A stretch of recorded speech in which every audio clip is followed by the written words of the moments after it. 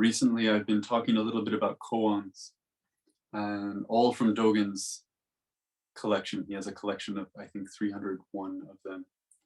And I always feel like I should say at the beginning that I'm not speaking about these in the way that someone who does koan practice would talk about these. I talk about these in the way that my teacher did, which is to kind of hold them up to the light and pick them apart, right? Examine them from all sides. But I know that I'm not doing that in the way that someone else might. This is just me. This is what I get. This is what I've heard. Today I'm struck by case 12. It's called Dongshan's Going Beyond Buddha. It's a short exchange. It goes like this. Zen Master Dongshan of Mount Dong said to the assembly, "Experience going beyond Buddha and say a word." A monastic asked him, "What is saying a word?" Dongshan said, "When you say a word, you don't hear it." The monastic said, "Do you hear it?" Dongshan said, "When I am not speaking, I hear it." I love this exchange, not because it points me in a direction where something opens up, but because it echoes the incredibly frustrating reality of holding a practice like this one. So imagine this scene. He's sitting in front of the assembly. He's sitting in front of all these monks. They're all listening. He's the guy presenting the Dharma. And he looks and he says to them, "Experience going beyond Buddha and say a word." And one of them says, "Excuse me, what is saying a word?" Already this is a great exchange, because he said one thing that sounds really, really hard and one thing that sounds easy, right? Experience going beyond Buddha and say a word. And the monk feels like, I know what it is to go beyond Buddha. I'm not going to ask about that. That's why we're here. But what is this saying a word thing? What do you mean? It can't just be say a word. There has to be more. And Dongshan says, when you say a word, you don't hear it. And the monk asks, but do you hear it? And Dongshan says, when I'm not speaking, I hear it.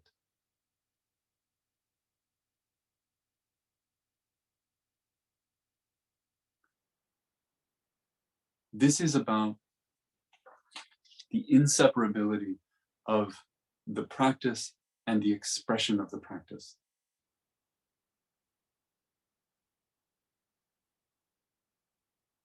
If someone tells you experience going beyond Buddha and stops short, if that's the end of the sentence,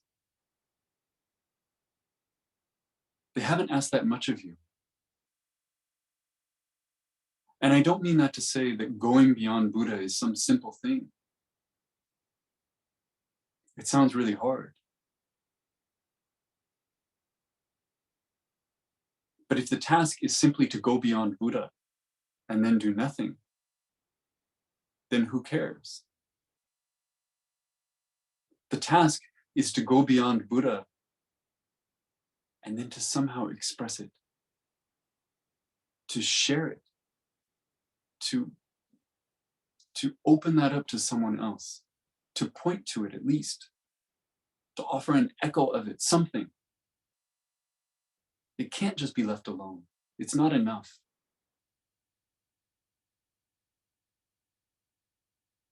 And the monk understands here that the hard part is the expression.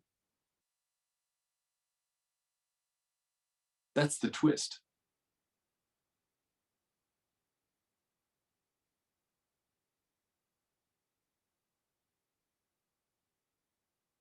There's an object, and I could have brought it tonight, but I didn't think in advance. There's an object called a shippe. It's a staff, it's a short staff, it's about this long. And it's used in a couple of ceremonies in Zen. Most notably in what's called a Hosenshiki. We often call this a Dharma combat ceremony. And in the Dharma combat ceremony, a monk who has become a more senior monk, not senior, but has moved up from novice a little bit. He's kind of introduced to the community and tested in how they hold the Dharma. And there's this wonderful moment where the student who is being introduced in this way goes to a teacher, and the teacher holds out the shippe like this. And he says, "This staff holds the power of life and death." And the student takes it. And then he goes and he sits down and he holds it out like this. And he shouts and he sticks it in the ground. And then he starts talking. And people ask him questions and he answers back. It's very dramatic. It's full drama. Very noisy, very almost aggressive sometimes.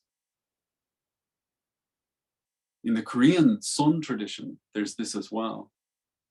The teacher will before a Dharma talk, will sit in front of the assembly of monks or of lay people, and they pull out the shippe, and they hold the shippe, and they wait.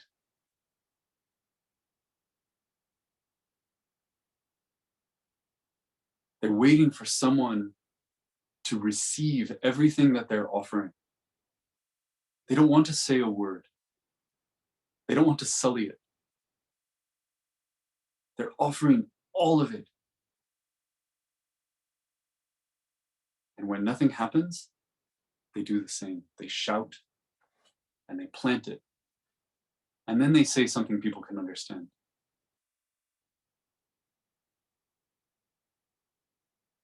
It's really powerful.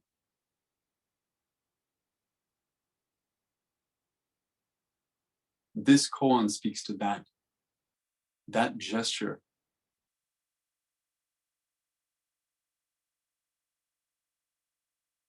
That optimism in a way.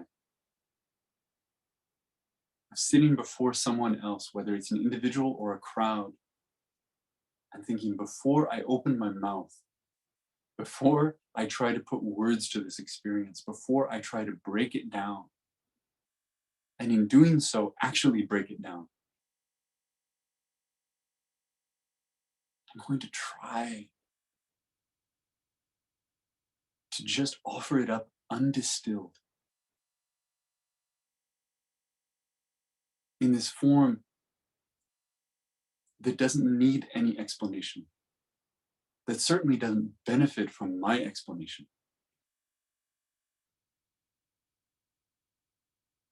But this is always followed by this.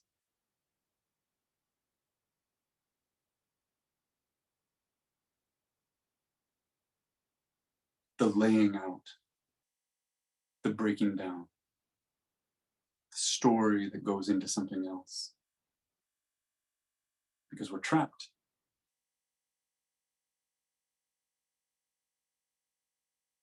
Dongshan says, say a word. And when the monk asks, what is it to say a word? Dongshan says, when you say a word, meaning in the way that I'm talking about saying a word, you don't hear it.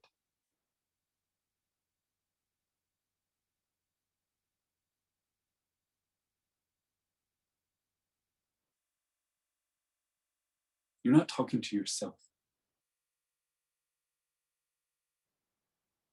You're still doing this. You're still holding that staff out.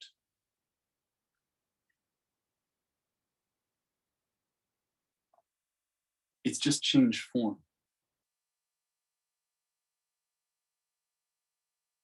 He's offering up a kind of impossible task, or what feels to most of us like an impossible task. Say a word, but not in an ordinary way. Words make things small. But what we're talking about is really big. He says, when you say a word, you don't hear it. So he asks, but do you hear it? Do you, sitting where you're sitting, literally doing this in front of all of us? Right. He's pointing at Dongshan and saying, you're saying a word right now.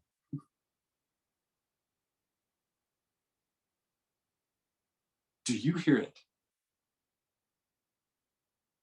And he says, when I'm not speaking, I do.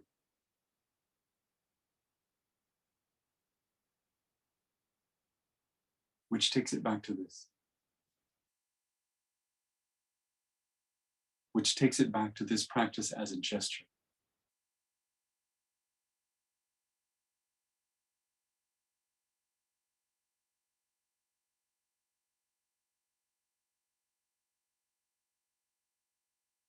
When you hold out that staff, that is a total offering of everything you have brought before them, it's an exhausting moment. It's a total effort. But when you put it down, you settle into something normal. You fall into this cognitive process. You think to yourself, well, I kind of talk to myself in the car a lot. And sometimes I have some good ideas. I'll just do that here. Right? I'll lead with a joke.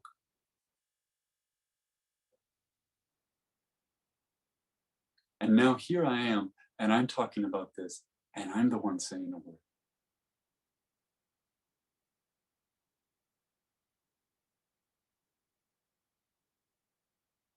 There is silence in this practice. And then there's this other thing that we do. And in this community, we have the silence, and then I come in and I fill up the silence. I do it every time.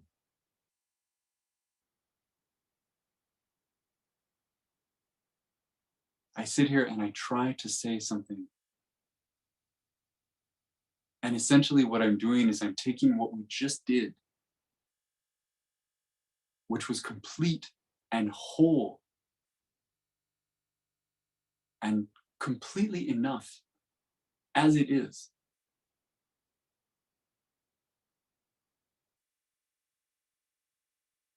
That's the staff.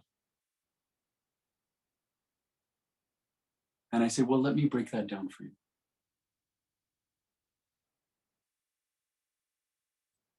I'm like that guy on a road trip who just sits there thinking of what he's going to say next. Because too much silence is too much.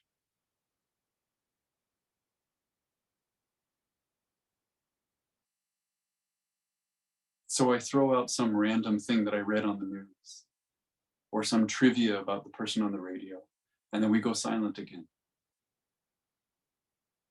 And then half an hour later, I pipe up. I tell you about a road trip I took when I was a kid, or about a dream I had last night.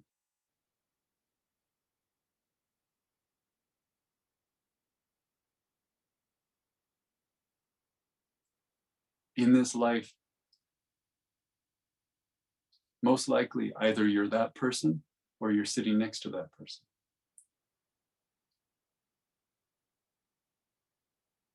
And Dongshan doesn't say don't do it. In fact, the whole thing starts with, we have to try. Go beyond Buddha and say something.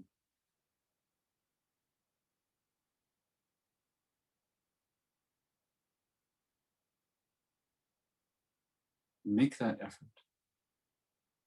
Take that risk.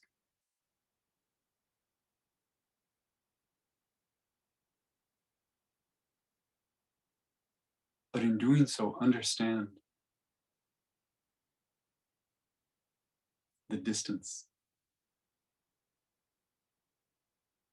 between the words coming out of your mouth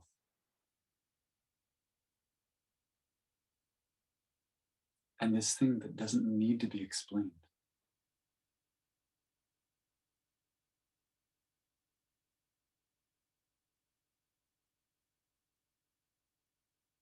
This isn't just about this. As in all these stories, we have a monk and we have an assembly of monks and we have a monastery. And so we think this is just about the Dharma. But it's never just about the Dharma.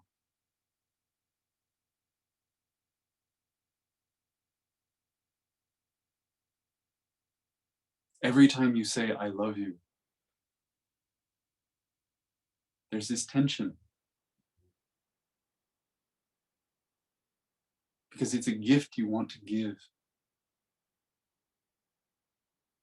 It's this thing you kind of need to say. And as you say it, you know it doesn't begin to show the thing that you know. The thing that you mean when you say, I love you.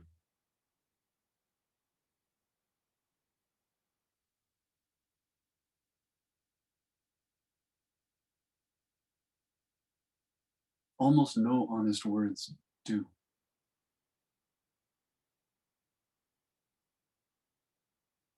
And so, as I said in the beginning, we find ourselves in the frustration of this, in the necessity to move forward and the inevitability of failing, of always falling short, even though the thing that we're expressing doesn't fall short and is already there.